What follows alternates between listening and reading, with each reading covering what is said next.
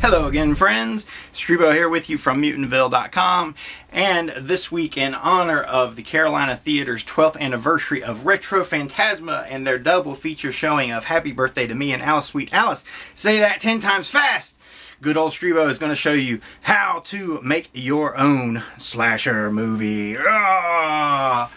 Maybe you're just a super fan that's done everything you can out there. You've been to every convention, you've seen every slasher film.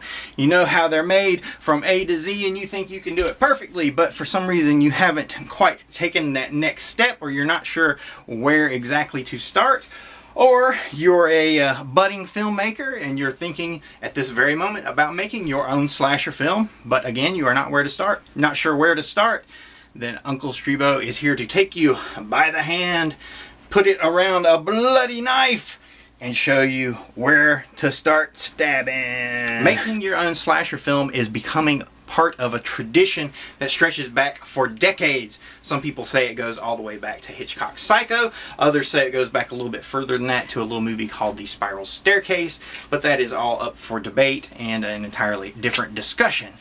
But this is going to be your chance, because I'm going to show you the patterns and the traditions that have been established over the years, and show you how you can use them and take them and turn them into something new that will hopefully add to the genre and help that tradition not only continue to flourish, but help it evolve for the new generation and a very new millennium. So let's get started. There are a lot of different possible genesis points for the slasher film.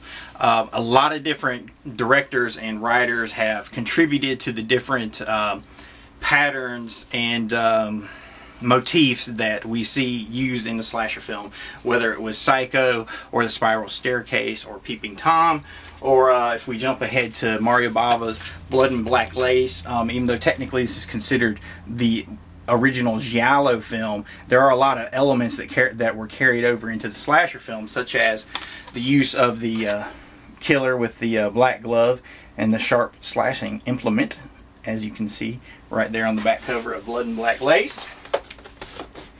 The first American, well, it's not even American, it's North American because it's Canadian, filmed by Canadian director Bob Clark, the same man that brought us Porky's, believe it or not. He also brought us the first slasher film, Black Christmas. This brought us a lot of the elements, such as the final girl element, the isolated location, the ineffectual police, of course the killer's point of view, camera as the killer's point of view. A lot of things that were picked up later by and refined somewhat, depending on one's take on that, by John Carpenter and his Halloween, My Bloody Valentine. Turn that so you can see it. Or Just Before Dawn. See DVD set there, or curtains. This is the pre-DVD release curtains. It actually doesn't have a United States release. And again, here's an overseas version of The Slayer. One of the first use of killers in dreams was in The Slayer, and supposedly Wes Craven pitched the idea of Nightmare on Elm Street to this studio, and strangely enough, they did not approve of Nightmare on Elm Street, but they came up with their own dreams that kill, so to speak. Oh, future slasher film there, Satan's Little Helper, Cain and See No Evil, and of course it comes full circle with My Bloody Valentine 3D, because it's not a slasher franchise until it's in 3D at some point. But the flashpoint in the mid-'80s, which caused a resurgence for the slasher film, was obviously Wes Craven's Nightmare on Elm Street. And in the 90s, of course, Scream not only revived the subgenre of slasher films, but also added a postmodern touch to it, and pretty much revived horror on the whole. And in the new millennium, we've had some fantastic new additions to the slasher subgenre of horror, such as High Tension, aka Switchblade Romance, one of my favorites, and also rates very high in a lot of people. The ending is one of those love it or hate it kind of affairs, so see, it depends on which side of the fence you fall upon. Now it is time to get into what makes slasher movies tick, what are the parts that you need to put together under the hood to make this baby go. You can see I was showing you a close-up of my shirt that I'm wearing, Monomaniacal by my good friend Michael Sharp from Sharp Edge Films. You'll be able to catch that very, very soon. But let's talk about what you need to do to create your own slasher killer. Here you can see my latest slasher, Sawbones, from my Mutantville Productions' latest short film endeavor, part of the Tales From Mutantville collection, Scarecrow At Midnight. Check it out. So, now the theory I'm going to bring you is actually, I saw posted by a guy named, by the username of the Meza, on an old defunct horror message board. That's your best place to learn about obscure horror films. But what he talked about was actually a distillation of what these authors put in their books. In Legacy of Blood, written by Harper, is it Jim Harper? Yeah, Jim Harper. You can see a cover there is from the New York Ripper by Lucio Fulci. Some cool obscure photos there on the back. But Harper basically outlines the kind of slasher pattern.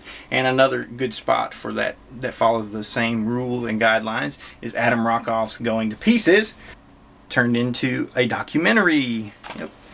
See, the book and the documentary. So if you don't feel like forking out the $50 that the book is going to cost you now, or you're too lazy to read, you wouldn't want to read it in the first place, you can rent the DVD.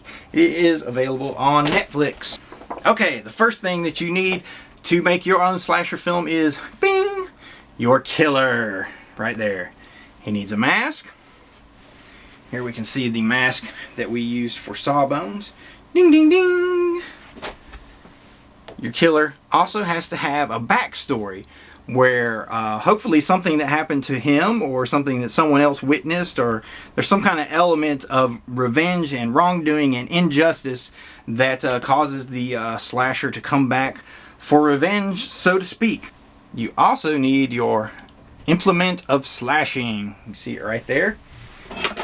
There are a lot of different kinds. You can see plain old kind of Bowie knife there, or perhaps a little kind of switchblade Bowie knife if you prefer.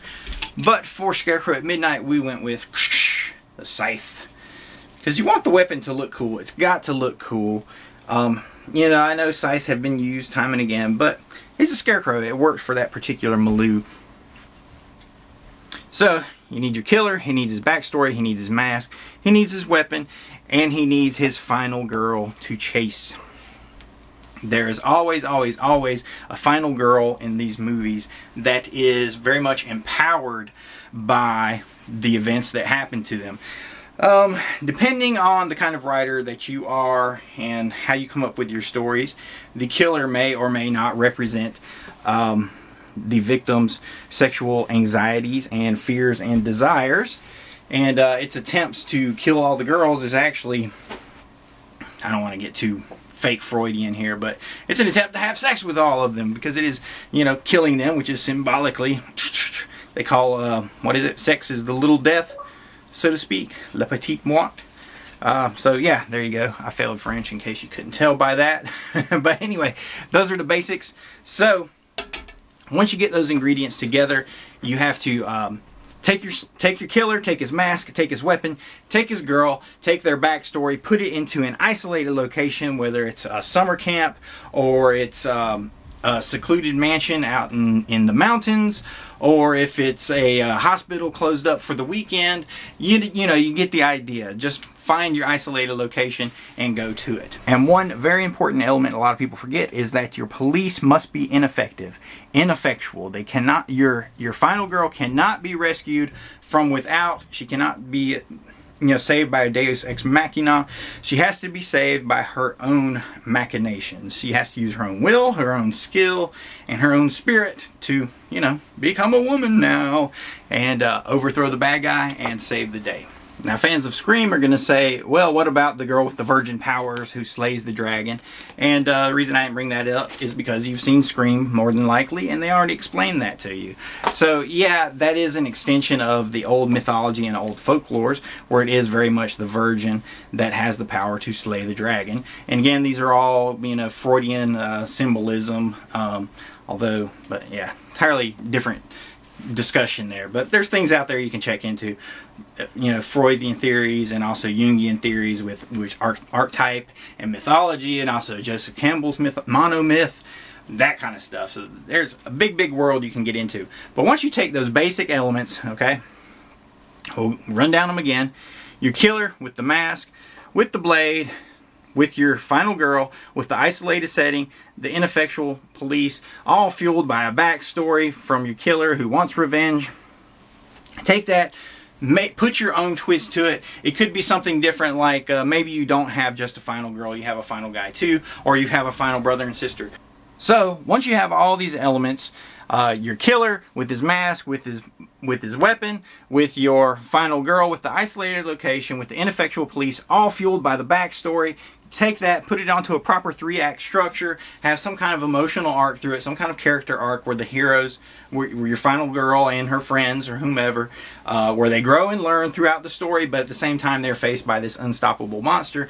But you have to take that and spin it and make it all new again, like with High Tension, or like with Scream did, where they added that postmodern element where suddenly everybody was in a world where they had seen all the Halloween and Friday the 13th movies and they knew all the rules, and still yet they could not be saved. So take the basics, that same basic formula, killer girl, location, those kind of things, and look at the thread of the history and tradition that stretches all the way back to Mario Bava, beyond John Carpenter, all the way to Hitchcock, all the way to the Spiral Staircase, and perhaps beyond. I'm sure there's some kind of literary antecedent, whether it's 10 Little Indians or what have you.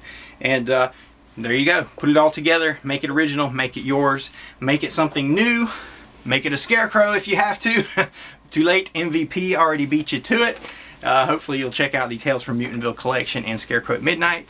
If not on DVD, hopefully you'll see it at a festival coming soon to a town and theater near you.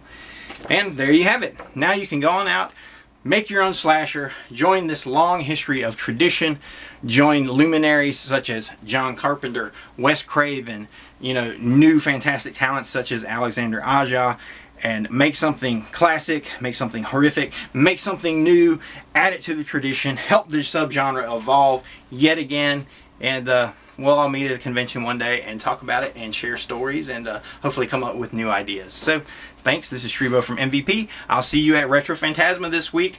And Jim, Carolina Theater, everybody out there, happy anniversary. Thank you for all the great years we've had at Retro.